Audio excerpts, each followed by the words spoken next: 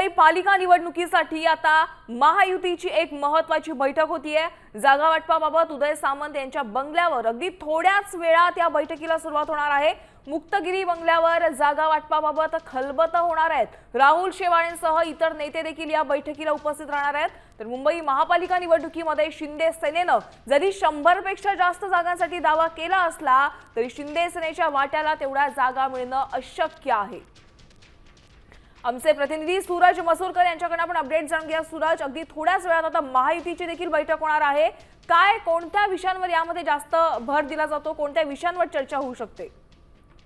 म्हणजे जागा वाटपाच्या अंतिम चर्चेसाठी आज पुन्हा एकदा ही जी बैठक आहे ती महायुतीने आयोजित केली गेलेली आहे। काल जी बैठक झाली होती, काल वर्षा निवासांची बैठक पार पडली होती, त्या बैठकीत देखील जागा वाटपावरच चर्चा झाली होती आणि आता देखील जागा वाटपावरच चर्चा झालेली आहे। काही जागा वाटपावरती तेज जो आहे, चिरा जो आहे तो कायम आहे आणि आज जी बैठक आहे ती जागा वाटपाच्या अंतिम चर्चेसाठी ही जी मुक्तगिरीवरती बैठक आहे ती आयोजित केली गेलेली आहे।